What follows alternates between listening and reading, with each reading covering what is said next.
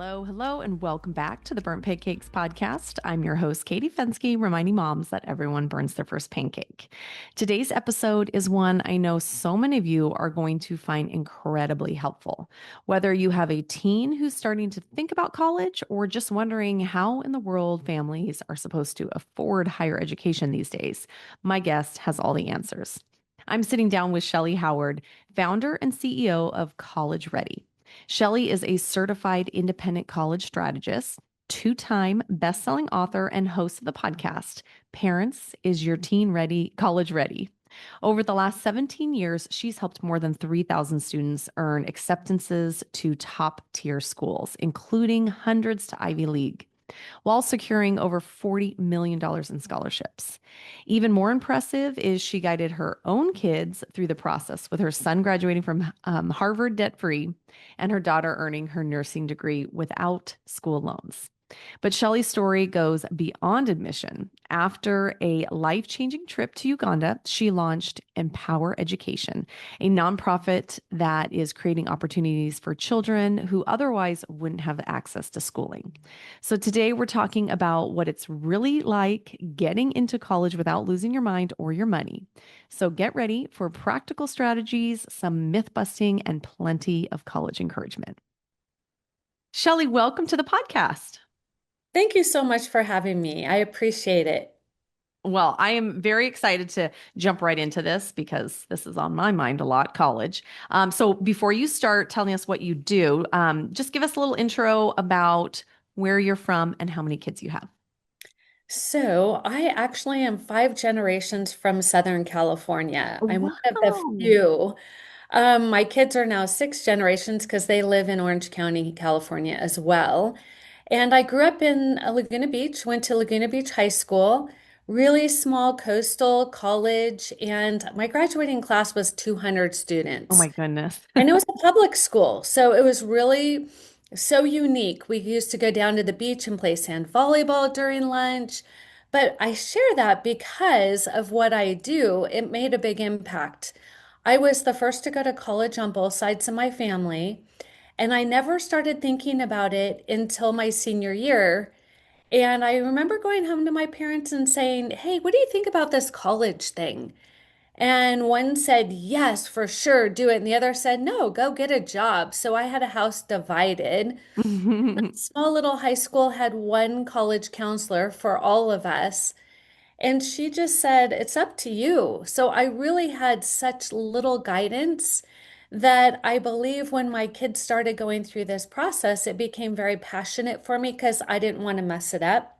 I Hmm. did go off to college, but I love to share. I changed my major 5 times. I wasn't That's sure good to what I hear. wanted to do, right? And Hmm.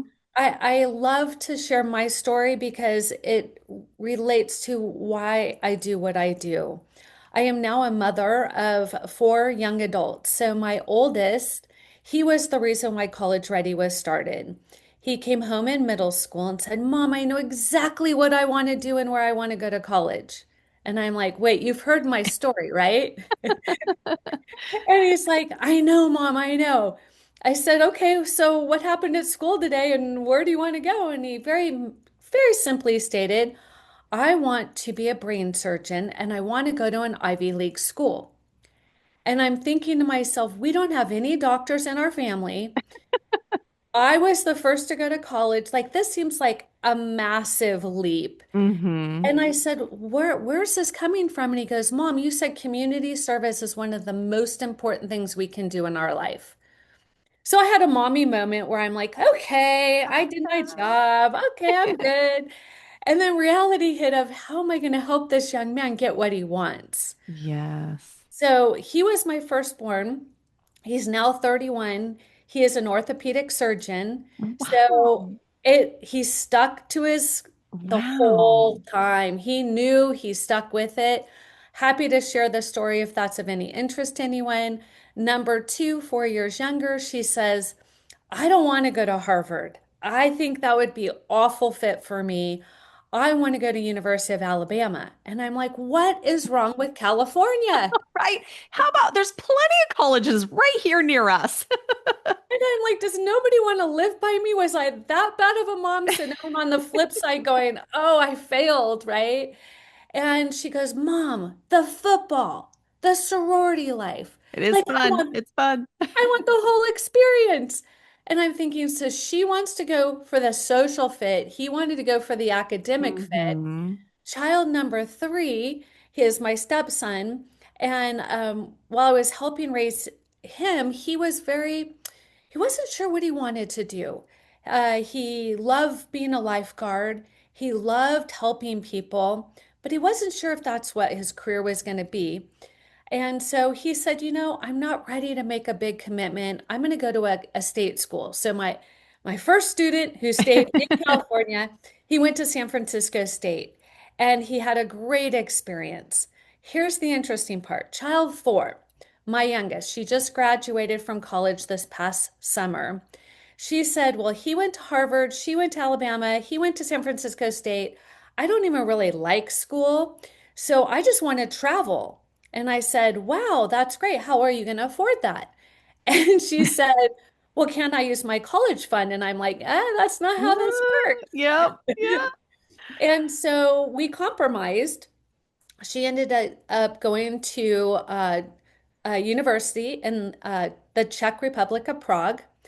And Wow. she got a dual US European degree. And she graduated in 3 years for $27,000 total Oh my and gosh. traveled all of Europe. Yeah. Yeah. So again, like all four of I mine, would have never thought that. totally different. Hmm.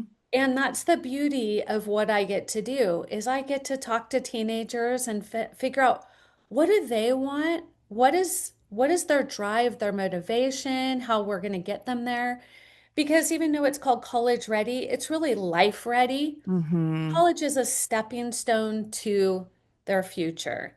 Some are choosing to be influencers, some are choosing to be entrepreneurs, some are choosing to take a gap year, some are Hmm. choosing to go into a trade school.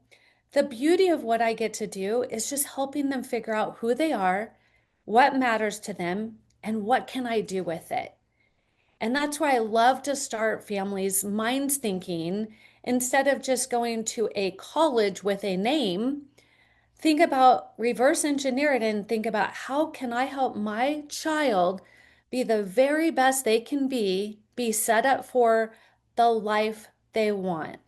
And if college is part of it, outstanding. If it's not, what is the plan? Because that's Hmm. where most people draw a Blank. lack of conclusion. Hmm. Okay. I love everything you just said because I feel like when I was growing up, it was you go to a 4-year college, you go to your 4. So it was, I mean, I had a great experience. I went to Chapman University right down the street from here. I was not ready to leave home, so I picked the closest school possible to my house. But I didn't even think there was another option. It was like you graduate from high school, you go to a 4-year college, you get your degree, you go work. But I'm starting to see like a trend now. I don't know if you can say anything on this, but that is not your only option. Like junior college is a great option. Trade schools are another great option for kids. Um, what are you seeing that it's more like picking what, because I didn't even have a major. Like I had no idea what I wanted to do. So now I'm looking at my kids thinking, am I going to spend all this money on college if you have no clue what you want to do? And that's why I'm hearing a lot of people talk about taking a year off or figuring out what you want to do first before you pick your college. So, is that what you help families do? Yeah, so I can speak to all of those. I think it's important for families to know your options. So, first, let me speak to why it's become more of a conversation than just we're going off to college. Mm-hmm. Our generation, the parents of these young people, we chose a college before we chose a major. And the Mm-hmm. college didn't always fit, and the major didn't always fit. Like you Mm-hmm. didn't know, and I didn't know, but Nope. we were forced just to go Yeah. and figure it out. And we made, It all worked out. Yeah. we got through it, but it wasn't easy or the most Yes. ultimate. I remember at the end of my sophomore year, it was like, you have to pick a major now. And I was like, "Ugh," I'm very indecisive as a person. So it Okay. was like, okay, I'm going into teaching. There we go. Okay, there you go. Hmm. And so I like to let families know the reason why this has become a much larger subject is because our generation, they went to college, didn't necessarily know their major, then they took on massive loans, then they graduated, didn't use their major, are still Mm. paying off their loans, and they're telling their kids, hey, don't do that. Do not do what I did. Yeah. Yeah. But here's the problem. They're not saying what else are their options. And that's Right. where I have a lot of discussions with families. So this is the way I like families to look at it. If you start planning, and I tell people you should start planning in middle school, seventh and eighth grade is really when you need to start kicking off the reality of their future. Maybe not college, but what are their gifts, their talents, their core Okay. values? What do they advocate for? Like, their secret, like the Hmm. thing that they're really just good at. And if you have multiple kids, you're like, oh, I know what you're talking All about. different. Yes. All different. Hmm. So then you get into the mindset of, okay, if they want to be a doctor, lawyer, CPA, engineer, they must go to college. There's no other option for those majors. You can't Hmm. just start up a CPA firm. So if your child is one of those, like my firstborn was, I want to be a doctor, there wasn't trade school, right? So you're going to be forced into one way or the other. The sooner you start to prepare and figure out what that is, the more beneficial it will be to your family. So now let's talk about the other disruptors. There's the disruptor of social media and influencers. Hmm. Kids are on their cell phones. They see these incredible people living their best day, and they're like, yes, I want to do that. And I just want people to throw money at me. And I just want to be online all the time and looking cute, wearing new stuff. Hmm. Okay, it sounds really cool, but I've met with some incredible influencers, truly, and I ask them, where's your business plan? And it gets real quiet.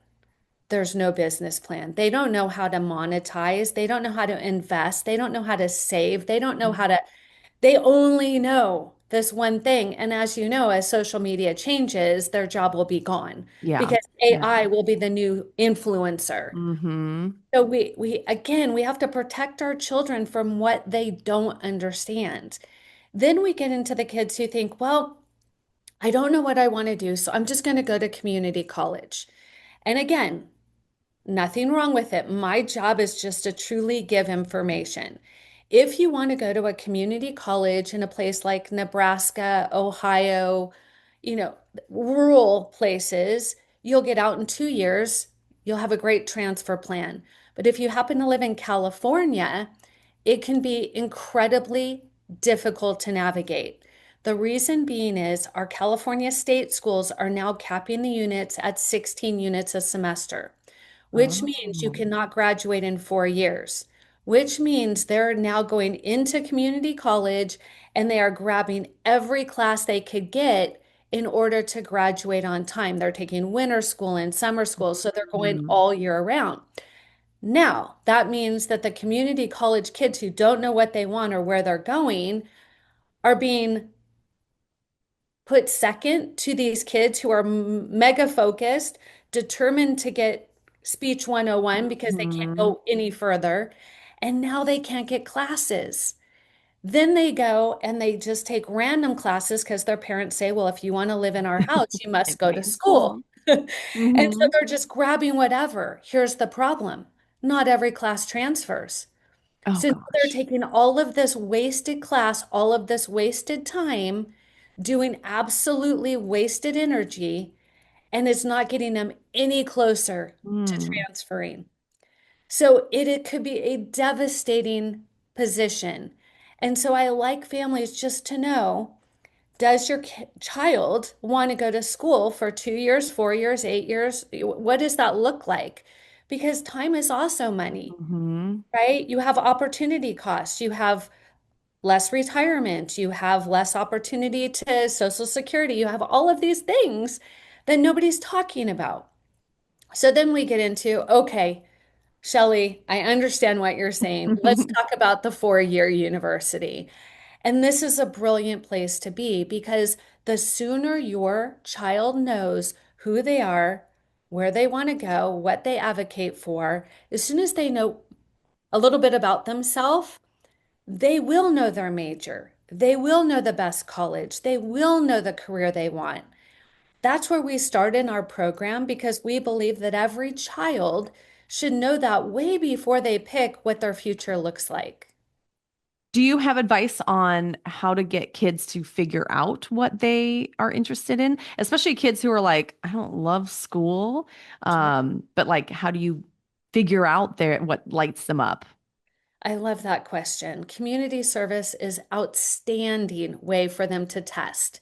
So what we do, we have a nonprofit called empowereducation.world.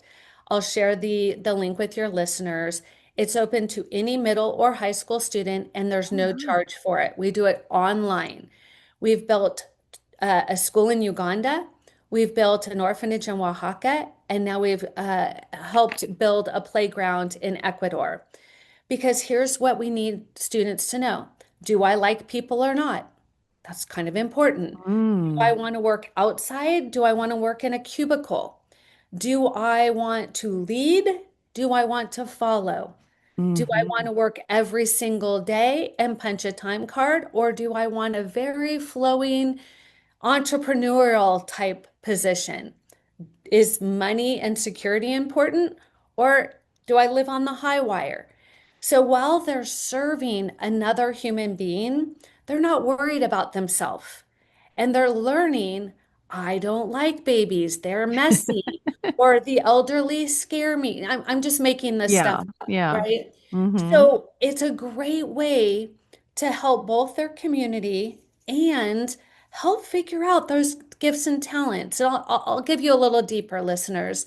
Think about if you're serving with your sixth grader and you guys decided to do packing meals for people who have no food insecurity.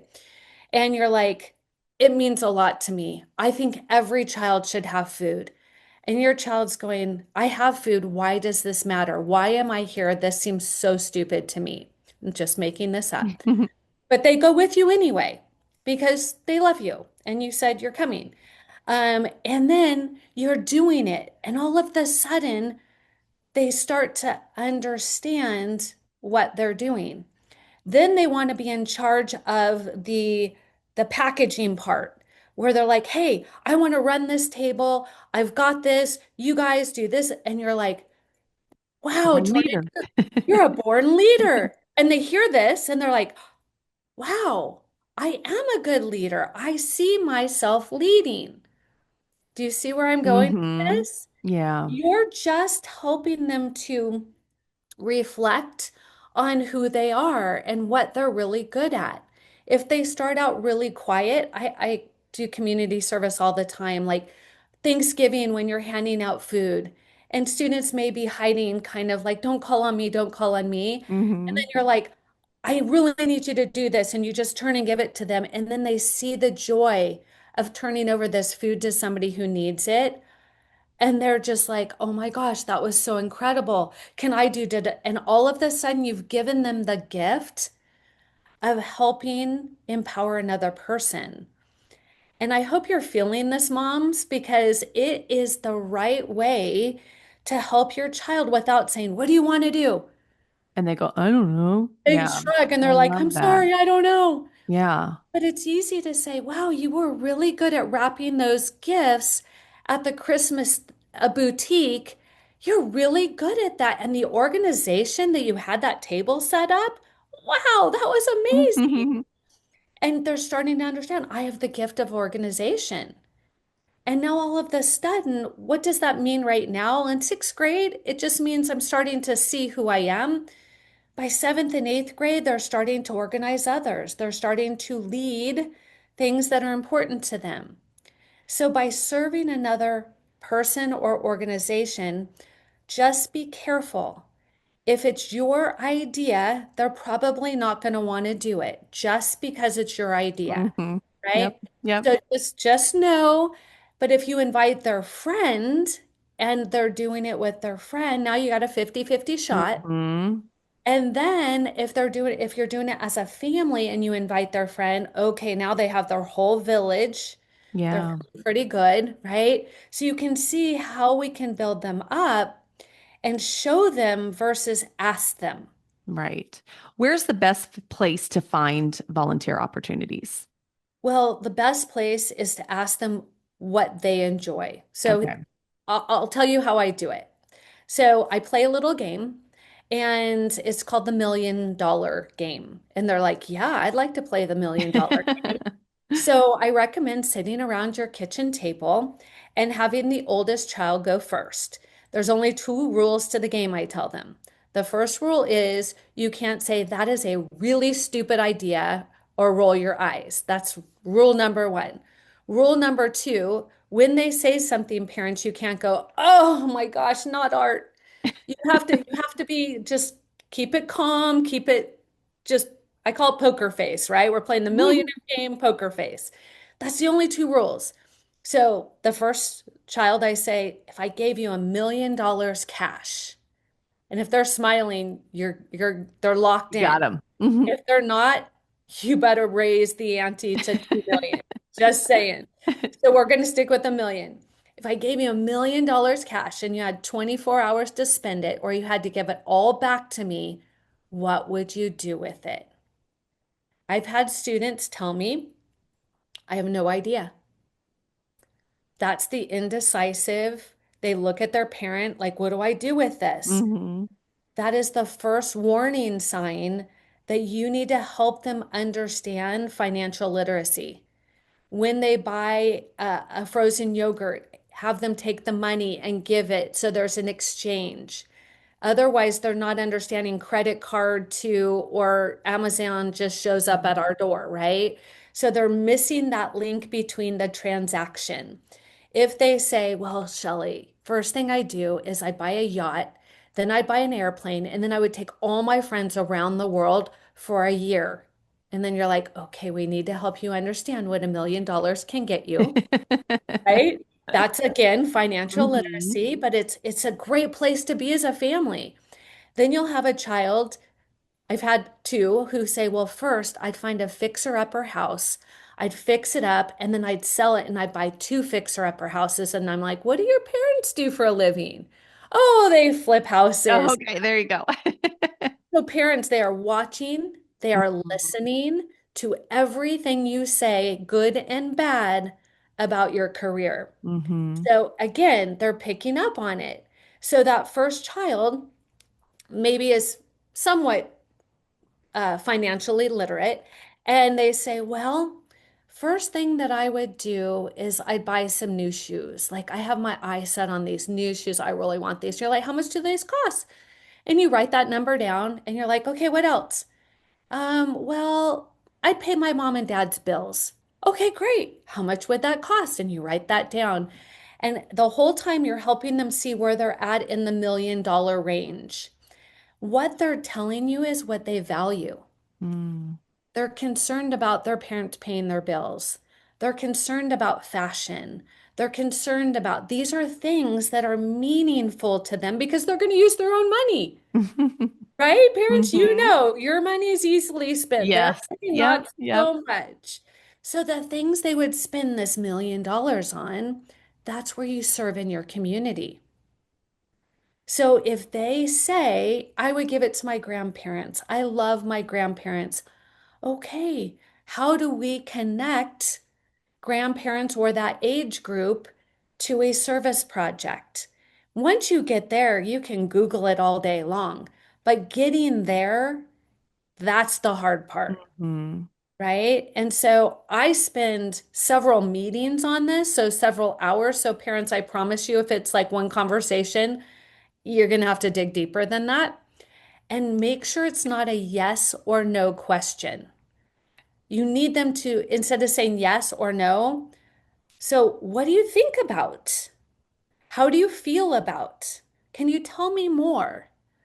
Now you're digging into them, and they may not know. It's okay. They may not know. As they get older, we hope they're going to get closer to knowing. Mm-hmm. But do you see how if we do this part well, picking a major and a career and doing all of that is going to be so much less stressful for them. Yeah. Yeah. And they're going to do it well, and they're going to pick a career that has a return on investment for that college education. Yeah. Yeah. What about, okay, so we've picked our passion and what we're interested in. How does the application process go nowadays? I mean, I'm looking back when I applied, I used a typewriter to send in my application. What is it like now? Yes, I often tell students, and they're like, "What's a typewriter?" I know. I'm like, I'm totally dating myself. And then I tell them that I put it in an envelope and put stamps on Yeah. it. And Like, had to mail it in. stamps. Yep. And Yep. I wrote a check and put it in the envelope. And they're like, "What's a check?" So, yes, it has changed a bit. And I joke with my students all the time, but this is the reality. It's never been more competitive and it's never been more expensive. And I don't say that to scare you. I say that to have a longer planning runway. So here's what it looks like. This is the 7 things colleges are looking for. They're looking for a GPA that has rigor, that has challenging courses. They're Okay. not looking for all easy A's. That's not impressive. So they're They're, looking at your class list, what classes you yes, took. what classes and what grades did you get in those classes? Okay. Okay. So from there, they're also looking at your test scores, your SAT, your ACT, your PSAT, your AP exams. These are all, Do you have to take all of the SAT, ACT? I don't know what the other one was. The yeah. P? What was that? So I'll do it in order. So Okay. in 8th grade, your child will be able to take a 8th grade edition of the SAT and or the ACT. Either Okay. one. Your school will pick, you don't have a choice. Okay. And it's really just to see how they're tracking. Are they up to the average? Are they above average? So on and so forth. Then, when they're in 9th grade, they can take the PSAT, which is the Mhm. pre-SAT. Okay. Okay. They can take that their freshman year, their sophomore year, and their junior year is the money round. That is where your child, if they score well enough, can earn a free education. Really? Okay. I have never heard of this. So Okay. they have to score really well on it then. Okay. Yes, ma'am. And it's based on where they live. So it's in context to Oh, where they live, right? interesting. Resources. Mm-hmm. So they're looking at based on where they live, how well did you score based on comparatively to the other students who took it that same day. Oh, wow. So Okay. it's like really, but I mean, I have national scholars, I have AP scholars. I mean, these kids are amazing. But Wow. those students or the child says, I don't want to take the test. The parent goes, all right. Right. They don't Right. know, but I'm telling you, this is free education. Mm-hmm. So there's the PSAT. Now, in order to go to a school that requires a test score, which will be all of them, or I can't say all, at least 90% of them, you have to take either the SAT or the ACT. You Okay. don't have to take them both. Okay. You can take that test as soon as they finish Algebra 2. They do not need to wait until their junior year. Okay, every school is going to tell you to wait until their junior year. I'm giving you the secret sauce. That is not a good plan because if you have a child who took Algebra 2 their freshman year and you wait 2 years, guess who's relearning the Forgetting it. subject? Yeah. Do you see Yeah. the problem with being Mm-hmm. showing on average or what Google suggests? Mm-hmm. It will tank their score. So that is the SAT or ACT. Now, there's going to be academically weighted classes, which are called advanced placement. So there's honors classes, college prep classes, advanced placement classes, and dual enrollment classes. This is all new since we graduated. So Yeah. parents, if you're like, what? This is a whole nother language that I'm trying to teach. Honors is going to be, you know what, you were at the top of your eighth grade English class. I want you in ninth grade honors. That means you need to be a little more challenged. Okay. Okay, then that will lead them into a college prep or an AP class as long as they stay on that path. And Mm-hmm. then if the school offers it, they can get into a dual enrollment, which means they get college credit while Amazing. taking a high school class. That's amazing. Free college credit. Yeah.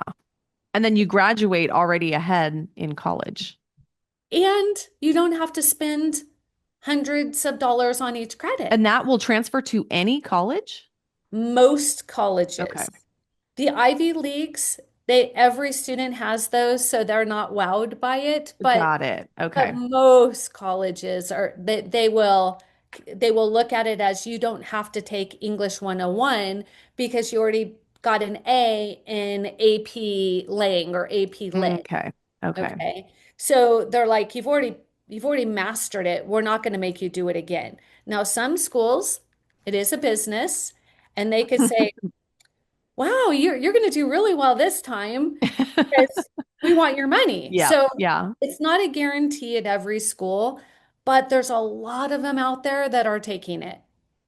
Interesting. What about the kid that's just getting like average grades in school and they're not on the honors and the college dual enrollment track? How do they get into college? Yeah, so they're just going to go to a different college. That's all. There's plenty of colleges for the average. I help students with a 3.0 or higher.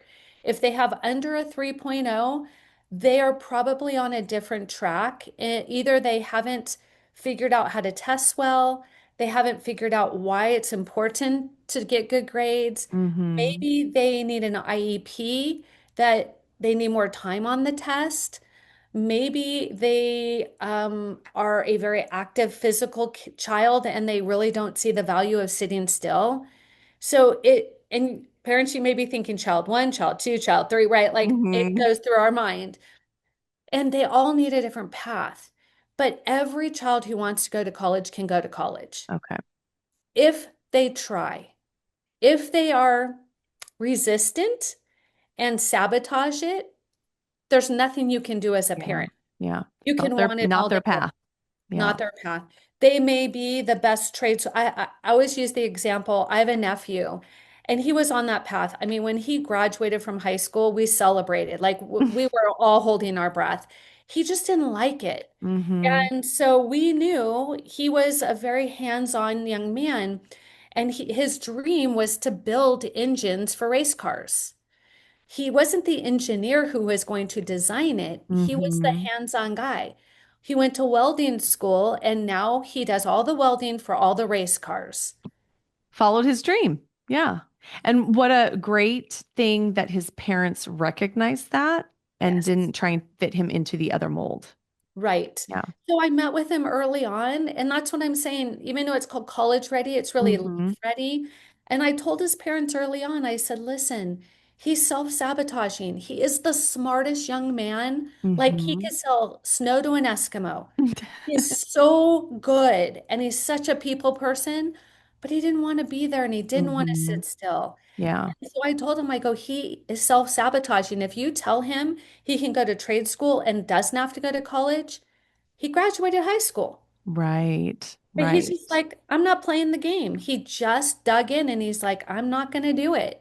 And as soon as they listened and processed and realized that he wasn't on that path, Mm-hmm. he's doing great. Mm. He's found his thing. He's super happy. He's making great money.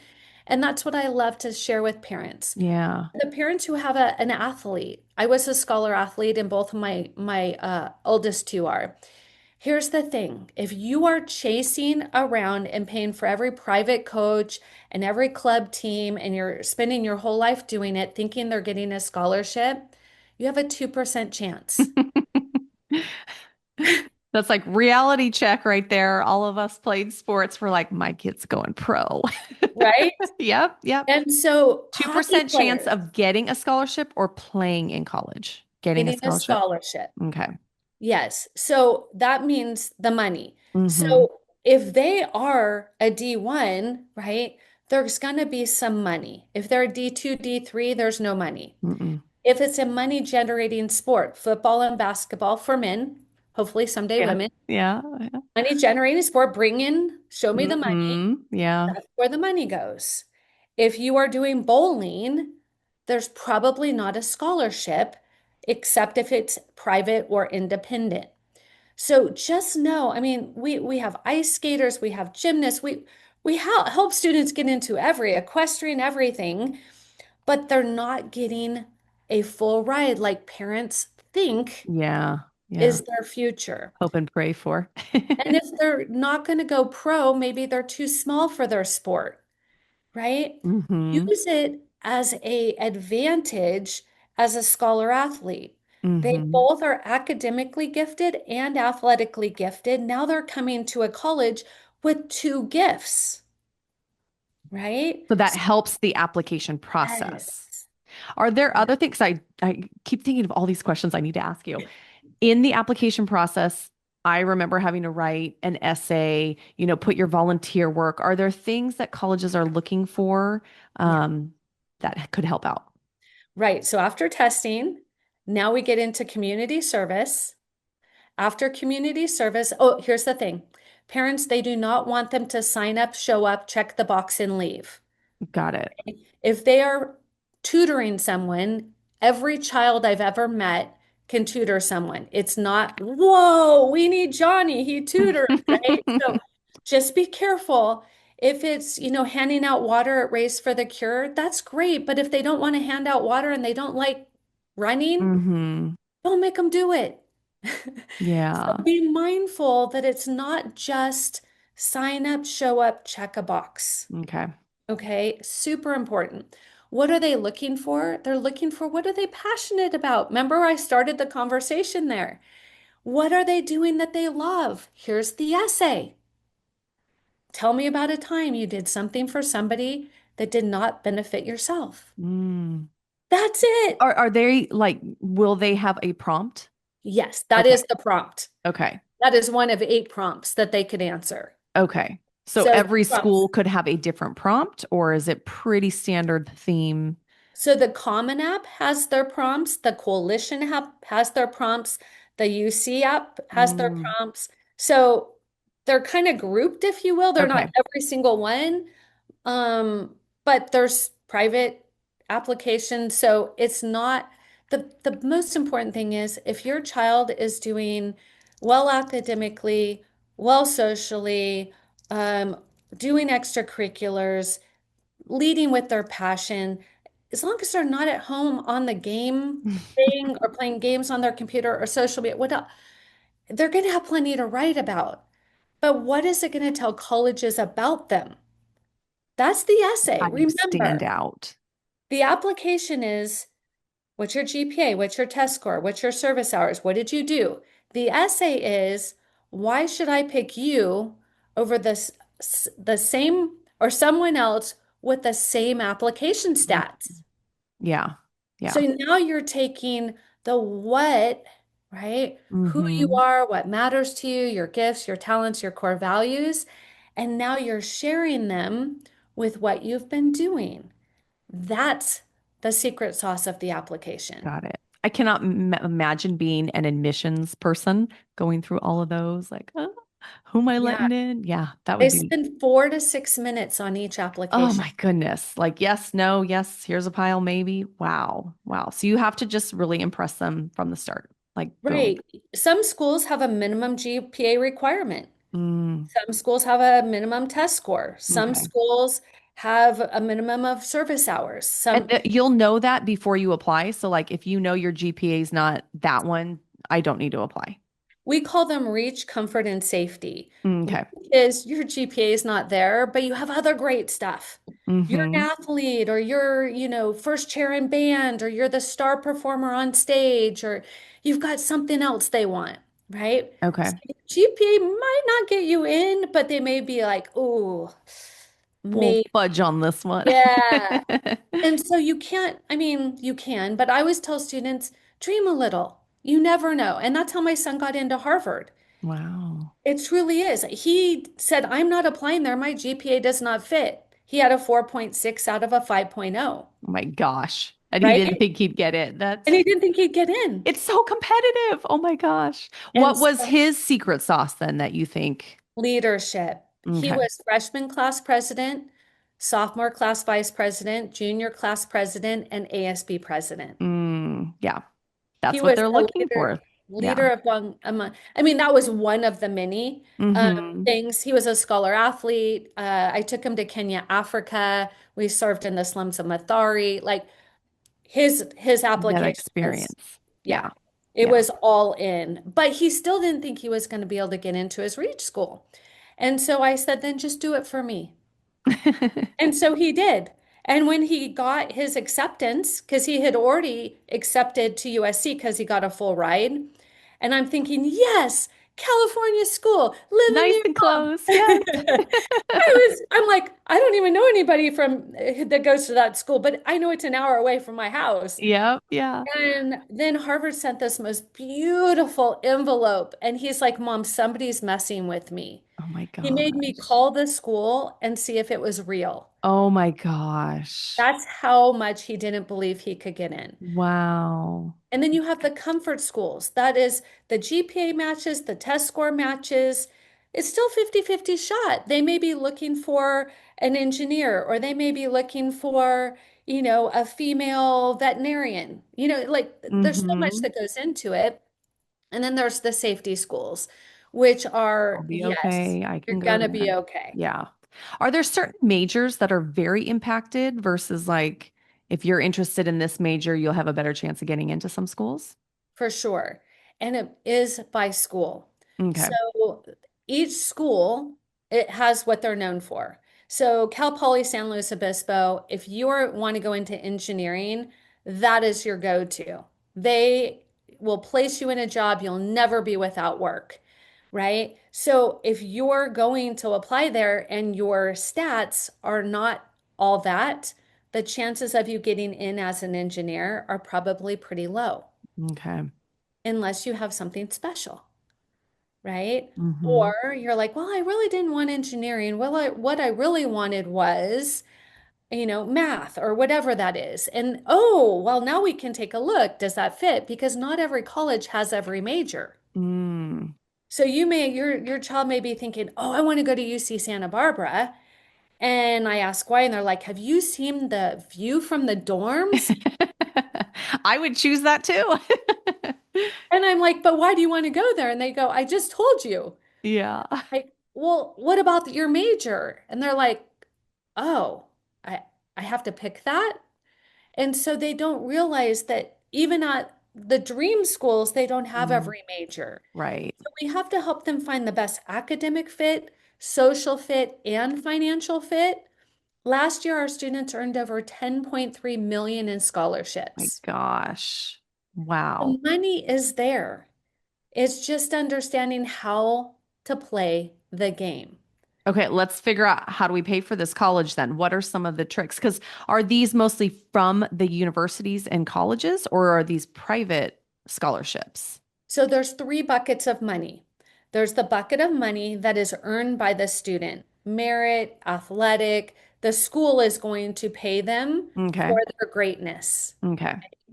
And then there's the middle bucket. That's the independent ones. That's like your credit union, your Rotary Club, those type of things. So And you then apply for those you scholarships. apply for Okay. those. Okay. So the first bucket is picking the right school for the right student and get the big money. That's where the big money comes from. Okay. The middle bucket is kind of the middle money. And then the third bucket is need-based. If you make under $200,000, there's a lot of schools who will let you go for free. Oh my gosh. Okay. So Wow. there's three buckets of money, and we want all three. Mm-hmm. So we have to help the student understand what is going to put them in that category of greatness. So colleges throw money. This is Mm-hmm. the best way, Katie, to look at it. If you own a business and I come to you and I'm like, Katie, I really want to work for you more than anything. You're like, great, Shellee, where's your resume or your CV? And I'm like, oh, but Katie, I really want to work for you. I haven't had a job before. And you're like, you seem really nice. I'll pay you minimum wage and we'll see how it goes. Second child says, Katie, I really want to work for you. Here's 3 pages of why I will make your life. You can retire. Like, I've got this. You can go sit on the beach and you're like, I can't pay you enough. Yeah. Here, I'm going to throw Yes. money at you until you say Done. yes. Same thing for colleges. Does that make Yeah. sense? Yeah. College is a business. You bring it, they are willing to pay for it. Interesting. You don't bring it, you're lucky to get in. You're paying out of your own pocket. Exactly. So, really quick, going back to trade schools, what is their application process like?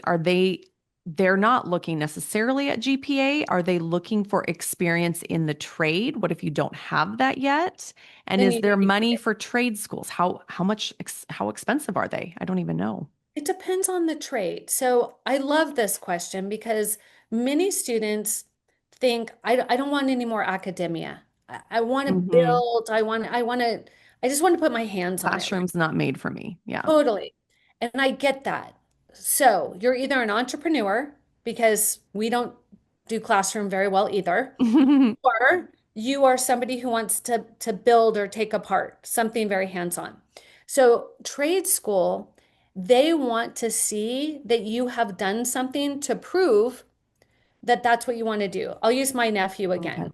So he would go and out in the garage with his dad and they would learn to solder and they would learn how to do exhaust expansions or whatever that is. Then he internshipped with one of my brother's friends who built jet boats and he was the go-to guy. Hand me the wrench, da da da da da.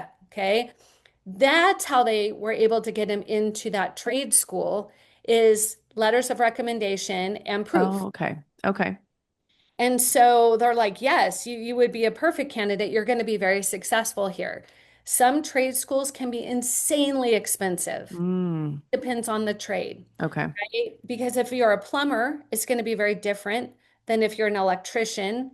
That's going to be very different than if you're a builder or a Hmm. contractor, right?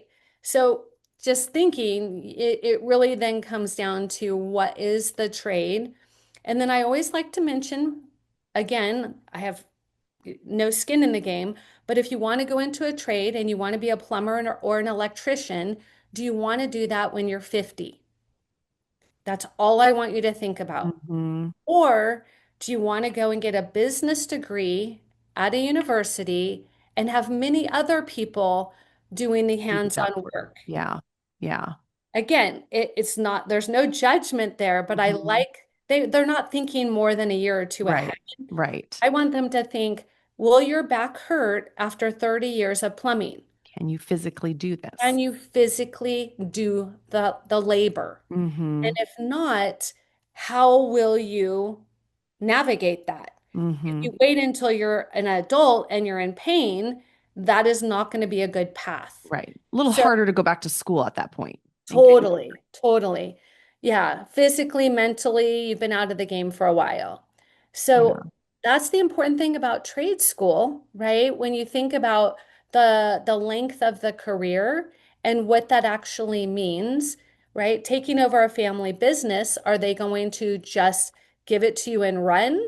Are they going to stay there and teach you how to do Mhm. financing and marketing and all of that stuff? Because ultimately, unless you want to work for somebody else for the rest of your life, which is okay, you just want to be thinking, can you physically do that? Mhm. Yeah. Yeah. I want to talk a little bit about Uganda, and how that has kind of shaped what you do. Can you tell us what brought you there? Absolutely. I'll give you the condensed version and then I encourage you to hop on a call. I'm going to give your listeners 30 minutes where they can chat with me, Oh, talk about awesome. passions, talk about their gifts and talents. All they have to do is go to collegereadyplan.info. College ready plan.info. Okay. And so, but I'll give you the condensed version. What happened is when my son was in his junior year, I came to him and I said, Ryan, you don't have, oh, I said his name. It's okay. There's lots of Ryans. You can tell it's genuine. I'm like, Ryan, the mom, you don't have enough community service. You say you want to be a doctor, but you have no proof that you really want to serve your community. I said, I'm not so sure. Do you want to do this for the DR in front of your name, or do you really want to serve your community? And he's like, Mom, I don't have time. I am so, and I'm like, I get Right. it. Yeah. I understand, but you got to do something. He goes, I'll give you 2 weeks, anything you want me to do. And I'm like, but this is not about what I want you to do. He's like, Mom, I don't care. Just pick it. Whatever you think would be good. I'm like, all right. We both love to travel. That is kind of a thing we share together. So he gave me his dates. We hop on the airplane. He's like, where are we headed? I said, we're going to Kenya, Africa. And he looked at Wow. me and he's like, what? Wait, can I take that back? What are we doing? And I said, yes. I go, I'm taking you to a third world country because I want you to see what real need looks like. And Hmm. if after that you really want to be a doctor, I will never say another word to you and I will support you forever. And so he's like, all right, game on, let's do this. And he goes, what are we going to do there? And I said, we're going to teach American sports. And he's like, yes, now we're talking. This is going to be Hmm. awesome. I filled a suitcase with all of our different American sports. And then I said, and we're going to go spend time in an orphanage and in a slum and in a school. And we're going to do whatever they need us to do. And he's like, all right. So, long story short, it changed his life. It was the one thing I can honestly say made him the man he is today. He Mm. cried at night from what he saw. Wow. 17 years old, young man. I could hear him. Of course, he wouldn't tell me or show me, but I could hear him. And I would check in with him. Are you okay? And he goes, this is not okay, Mom. This Yeah. is not okay. I had no idea this was happening, and it's Hmm. not their fault. They're little people. This shouldn't be. And he was just, you could just feel it in his heart. So we came home, and I thought, okay, we'll see what he does. He then went to his high school, asked permission, and I can go into the details, but it'd take a whole nother podcast. He raised $5,000 and he sent back to the Wow. slums of Africa, and they built a medical clinic. Wow. That was his essay, Right. I was going to say, that will get you into Harvard. right? Wow. And so that is how I ended up in Africa the first time. The Okay. second time is I was asked to go and check out South Africa for two clients I had who wanted to study abroad there. And so I went to South Africa, and that really is not that different. It's except that they're still struggling with more segregation, but Hmm. other than that, it's not as devastating, at least where Okay. I went. Third time I went there, I was asked to go with a group of female entrepreneurs. There were four of us, and we went for 20 days and we taught women how to build businesses so they could fend for their family, food, shelter, so on and so forth. Men are very scarce there because of war and AIDS and famine. And so these women are raising families all by themselves. And so we taught them how to farm the land, how to make peanut butter. And so we taught them how to start businesses. And then we gave them each $50 like angel money, and they started businesses. Wow. And that's when I really fell in love with the country because I'm like, here's a perfect example. I didn't just go and give them candy and stuff and feel good about myself. Mhm. I really went and I changed their families. And then I met a man. His name is Yona. And Yona is a women's advocacy attorney. And I'm thinking that is a really interesting thing for an African man to do. Yeah. And I said, what do you do? And he says, well, when a young girl becomes a woman, she's no longer clean and she cannot attend school after that. And I'm thinking, you What? are kidding me right now.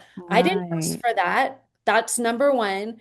Now we're being penalized for that. Hmm. So she's making babies at 13 years old, and this whole thing starts all over again because she's not educated. Hmm. And I said, what can I do? That was all I said. And he goes, for 6,000 US dollars, you can build a school. and these Wow. girls can be educated. And I wrote a check for $6,000. Wow. Wow. And is That's the what school started. still running right now? So that's what started Empower Education. Okay. And so that school has now grown to 850 children. Wow. In 2 years, it's become a nonprofit. And we now have our first students who are going to be going into high school, Mm. which means they can then go into college. And so that will change so many, especially women. Oh, Of yeah. course, I want it for both boys and girls. I have two boys, two girls. Mm. But that one thing I took back to college ready students and I said, listen, I need your help, guys. I don't know how to fix this problem. And I had this one young lady, her name is Layla. She now is the president of Empower Education. And she said, I'm going to figure it out. And she made, well, I forget what she calls them. It's very cute, but they're basically reusable period pads. And she takes old flannel shirts and sews them so they're super absorbent. And now they can just wash them, dry them, and there's not landfilled in because they can't Mm-hmm. afford. Mm-hmm.